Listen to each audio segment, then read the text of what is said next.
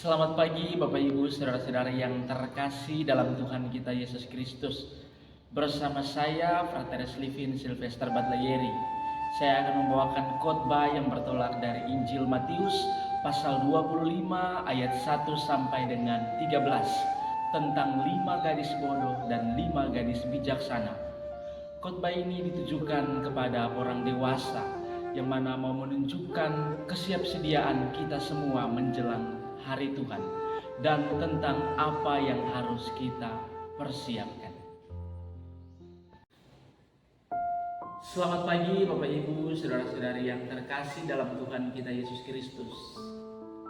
Pada suatu kesempatan, khususnya di siang hari waktu itu yang saya ingat, saya mengambil suatu waktu istirahat. Kemudian saya membuka TikTok, aplikasi yang zaman sekarang viral sekali. Kemudian saya scroll ke bawah, kemudian muncul satu video menarik yang mau menggambarkan tentang bacaan kita pada hari ini. Video itu mengisahkan tentang seekor anak ayam yang mati di lumbung padi. Entah caranya seperti apa, dikisahkan bahwa anak itu terpisah dari keluarganya, dari induknya beserta saudara-saudaranya. Dia berumur sekitar sebulanan lebih dan sudah mampu mencari makanannya sendiri. Tapi toh pada akhirnya dia mati karena kelaparan. Dan matinya pun terlihat konyol, Bapak Ibu, karena dalam satu lingkup yang berisikan makanan yang sangat bercukupan untuk dia. Tetapi toh pada akhirnya dia mati kelaparan. Bapak Ibu Saudara-saudara yang terkasih, hal ini mau menunjukkan bahwa seekor anak ayam ini tahu tentang makanan itu penting bagi hidupnya, namun dia tidak mengambil apa yang penting itu untuk hidup. Bapak Ibu Saudara-saudara yang terkasih dalam Tuhan kita Yesus Kristus, hari ini penginjil Matius mengisahkan kepada kita semua tentang 5 gadis bodoh dan 5 gadis bijaksana. Dikisahkan bahwa ke-10 gadis ini diundang oleh mempelai untuk menghadiri acara mereka sebagai seorang pelayan yang menyongsong kedatangan mereka. Tapi karena lama tak kunjung datang mempelai pria itu, maka ke-10 gadis ini pun tertidur. Tapi pada tengah malam dikisahkan bahwa pengantin mempelai pria pun datang. Lalu maka bergegaslah mereka cepat-cepat mengambil pelitanya masing-masing untuk menyongsong kedatangan mempelai pria itu. Tapi herannya bahwa 5 di antara mereka membawa pelita, tapi tidak membawa minyak.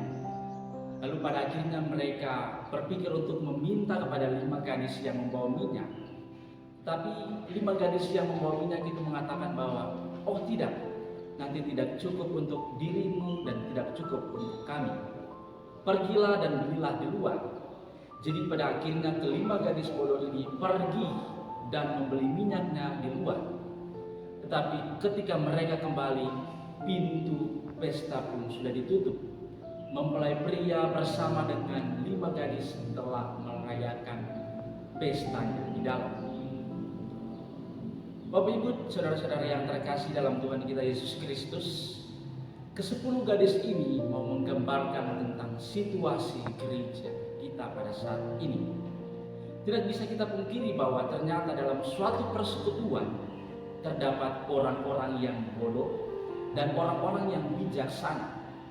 Orang-orang yang bijaksana ini adalah mereka yang tahu tentang apa yang penting sehingga mereka mampu mempersiapkannya. Berbeda dengan orang-orang yang bodoh, mereka tahu itu penting tapi mereka tidak mampu untuk mempersiapkannya. Mereka seperti anak ayam yang mati di padi. Tetapi konotasi kata bodoh untuk merujuk pada persekutuan gereja saat ini itu merujuk pada hal yang kasar, sepertinya begitu. Karena kalau saya bilang engkau bodoh itu menunjukkan suatu generalisasi yang mau menjudge orang. Tapi saya mau menunjukkan kata bodoh ini hanya pada mereka yang tahu apa yang penting, tapi mereka tidak tahu apa yang harus mereka perbuat untuk memenuhi kepentingan itu. Di lain pihak kita mendengar kisah tentang seorang mempelai pria yang tak kunjung datang. Sosok mempelai pria ini mau menggambarkan tentang kedatangan Yesus Kristus pada peristiwa penghakiman yang tidak tahu kapan persisnya. Hal ini selaras dengan konteks Yesus saat itu, di mana dia berkhotbah tentang akhir zaman. Maka khotbah atau perumpamaan tentang gadis-gadis ini mau menunjukkan tentang peristiwa pada akhir zaman. Dan karena itu, pada bagian akhir Yesus mengatakan bahwa kita harus bersiap sedia dan berjaga-jaga. Pertanyaannya bagi kita semua, Bapak Ibu, mengapa kita harus berjaga-jaga dan mengapa kita harus bersiap sedia? Lalu caranya bagaimana? Tentang caranya, mari kita kembali melihat tentang kisah gadis-gadis tadi. Dikisahkan bahwa 5 gadis tadi itu mempersiapkan diri mereka dengan baik. Artinya mereka tahu bahwa pesta itu sangat penting, maka mereka harus mempersiapkan segala sesuatu yang harus dibawa pada acara itu. Dan yang mereka siap bukan hanya pelita, tapi juga minyak. Bapak Ibu sekalian, pertanyaannya mengapa kita harus berjaga-jaga? Jawabannya sudah digambarkan oleh 5 gadis tadi dengan membawa minyak. Minyak itu mau menggambarkan apa, Bapak Ibu? Yakni menggambarkan tentang apa yang harus kita perbuat selama di dunia ini, yakni perbuatan-perbuatan baik, berbuat kasih, berbagi, peduli kepada sesama, dan melaksanakan segala perintah Allah. Itulah cara bagaimana kita harus bersiap sedia dan berjaga-jaga. Berbeda dengan 5 gadis tadi, 5 gadis bodoh tentunya. Mereka tidak mampu berjaga-jaga. Mereka hanya membawa pelita dan tidak membawa minyak.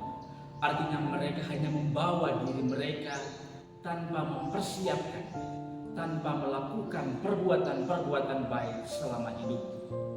Karena itu ada perbedaan antara 5 gadis bijaksana dan 5 gadis yang bodoh. Dikisahkan juga bahwa 5 gadis yang bodoh ini meminta sedikit minyak kepada 5 gadis yang bijaksana. Tetapi 5 gadis yang bijaksana ini tidak memberikannya kepada mereka. Kalau dalam kehidupan kita sehari-hari, ketika kita berpikir secara logis, ternyata bisa dikatakan bahwa 5 gadis yang bijaksana ini mereka memang bijaksana, tapi mereka memiliki sifat yang egois. Apa salahnya kalau engkau mau berbagi sedikit dengan saya, supaya kita bersama-sama masuk untuk mengikuti perjamuan nikah? Tapi itu tidak dilakukan oleh 5 gadis yang bijaksana. Bapak Ibu saudara-saudara yang terkasih, itu dari kacamata kehidupan kita sekarang. Tapi bagaimana dengan dari kacamata iman? Dilihat dari kacamata iman, hal yang dilakukan oleh 5 gadis bijaksana adalah benar. Maksudnya bahwa urusan pribadi saya dengan Tuhan perihal masuk surga adalah urusan pribadi, bukan urusan komunal. Atau dengan kata lain, hal masuk kerajaan surga merupakan urusan pribadi saya dengan Tuhan, bukan urusan bagaimana saya dengan orang lain untuk bersama-sama masuk surga. Karena itu, hal yang paling utama ialah mempersiapkan diri kita masing-masing lewat perbuatan-perbuatan tadi, perbuatan baik, perbuatan kasih, dan segala sesuatu berkaitan dengan perintah Allah. Hal ini mau menunjukkan bahwa kita datang menghadap Tuhan tidak hanya dengan membawa diri kosong atau tidak dengan pelita yang kosong, tapi diisi dengan minyak, yakni dengan perbuatan-perbuatan baik. Sehingga pada akhirnya pelita kita pun bernyala terang dan kita bersama dengan Yesus berarah menuju kerajaan surga. Karena itu Bapak Ibu saudara-saudara yang terkasih, mari kita belajar dari 5 gadis yang bijaksana untuk tahu bagaimana mempersiapkan diri kita dengan melakukan perbuatan-perbuatan yang benar di hadapan Allah. sehingga pada akhirnya pelita kita boleh bernyala terang dan kemudian kita boleh berjalan bersama Yesus menuju surga.